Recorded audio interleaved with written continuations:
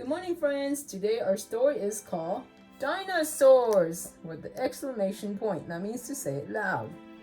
By the author is Gil Gibbons, and Gil also is the illustrator. And the illustrator draws the pictures too and colors it in. And this is the back of the book. And the right here is called the spine, right? Okay, let's go dig in and see what the story is about. I think we are going to learn about dinosaurs and maybe about what they eat. Look at the picture. They're eating different kinds of food too. Let's find out.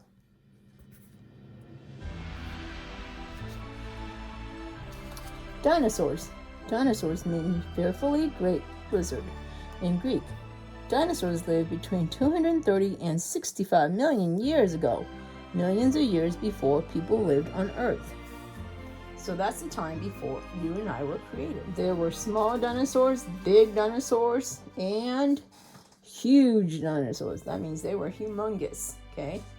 Here is the Ankylosaurus, the Photoceratops.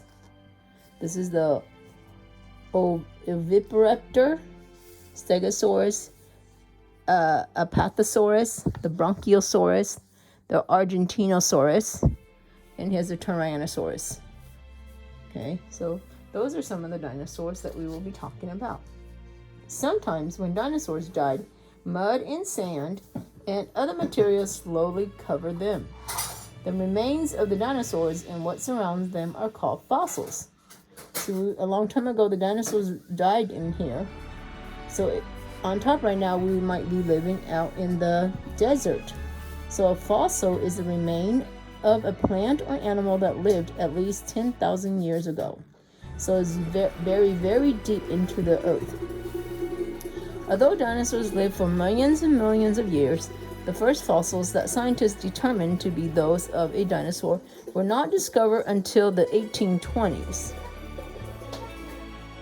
Paleontologists are scientists who study fossils. Fossils are bones or impressions in the ground. Since the paleontologists have studied fossils found at the discovery sites, by doing this, they have been trying to learn what dinosaurs look like. Studying fossils help us to know how dinosaurs lived. There are about 1,000 known kinds of non-bird dinosaurs. Most led solitary lives. Solitary means they live by themselves. By studying fossilized teeth, paleontologists have learned that most dinosaurs were plant eaters. Some were meat eaters, though. A plant eater has teeth that are fairly flat on the top. See the head of the skull of the dinosaur? And look at their teeth. They're flat. So that's a single shot of the flat teeth dinosaur. Here is the meat eater. See his skull? Look at his sharp teeth. A meat eater has teeth that are curved and sharp, so they can rip up meat and gnash up bones if they need to. Frontosaurus, the Tetrapods. This is a Seropods. This is Stegosaurus, Ankylosaurus, Serotosaurus, Ornithopods. Paleontologists have divided non-bird dinosaurs into 7 main groups. So these are the 7 main groups. Here's the first group here. These are called the Prosauropods. Prosauropods. This is the Plateosaurus. This is the Mosaurus, Ankylosaurus. Sauropods are one of the earliest groups of dinosaurs. They ate mainly plants. Also the Brachiosaurus, the Herrerasaurus, and here are the Melianoropterus. Most of them have long necks, lizard-like heads, and long tails. So these are the most earliest dinosaurs. These right here are called the Theropods, like the Taurosaurus, the Dinosaurus, the Megalotaurus, the Oviparaptor, the Tyrannosaurus, and the uh, Gigantosaurus, and the Allosaurus. Theropods are the only meat eaters. This group ate plant-eating dinosaurs and other dinosaurs for meat. Some actually may have attacked and eaten other theropods too, their own kind, and were the most aggressive of all the dinosaurs. Aggressive means they were the toughest and the meanest ones. Here are the sauropods, like the Brachiosaurus, the Apatosaurus, the Sauropods, and the Argentinosaurus, and the Diplodocus. Seropods were the largest and the heaviest dinosaur of all. They were plant eaters and they had very long necks and tail. So these are called the Seropods. These are the Stegosaurus. This one has spikes.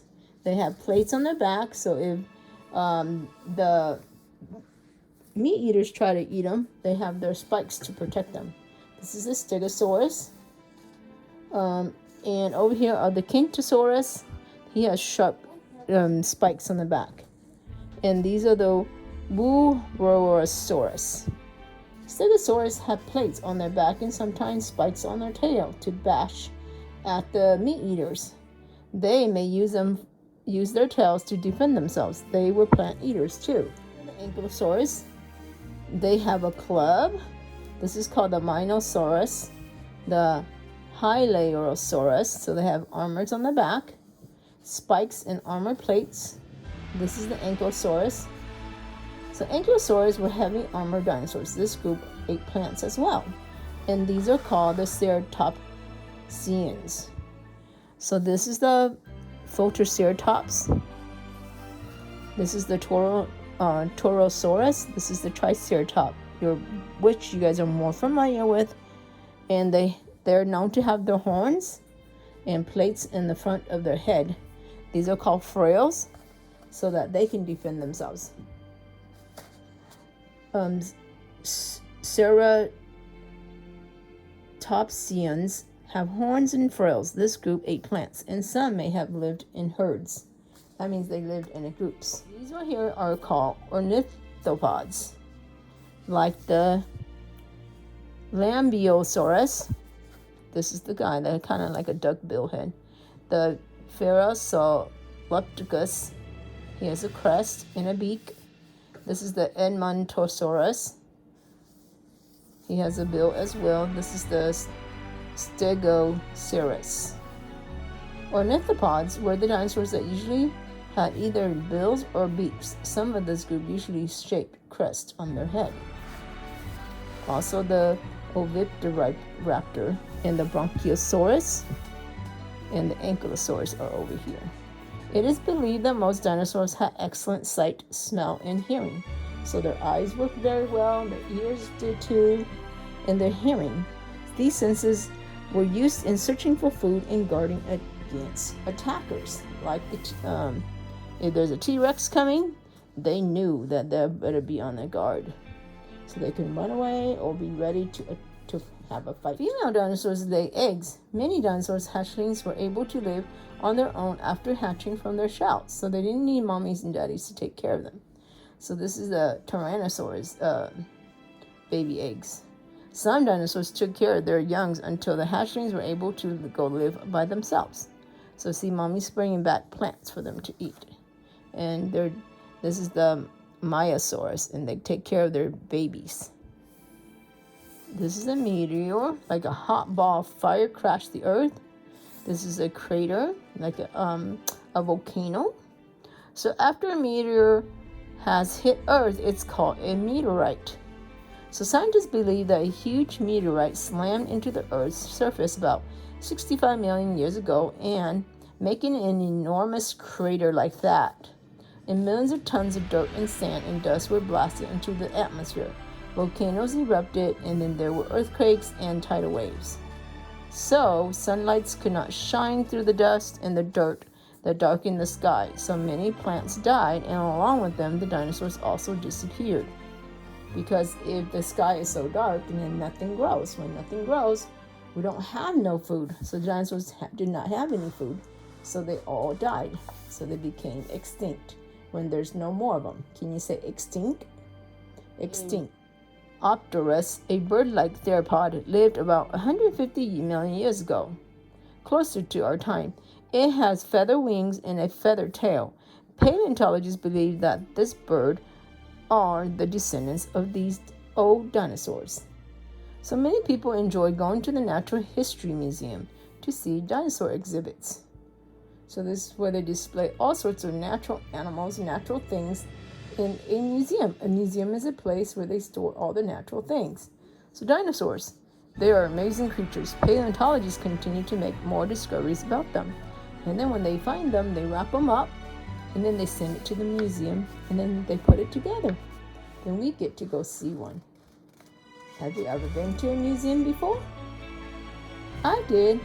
To lots of museums, but not a natural history museum like this one yet. So that's the end of the story. So what are dinosaurs? And what happened to all the dinosaurs? Can you let me know on Learning Ginny? Have a good day. Goodbye.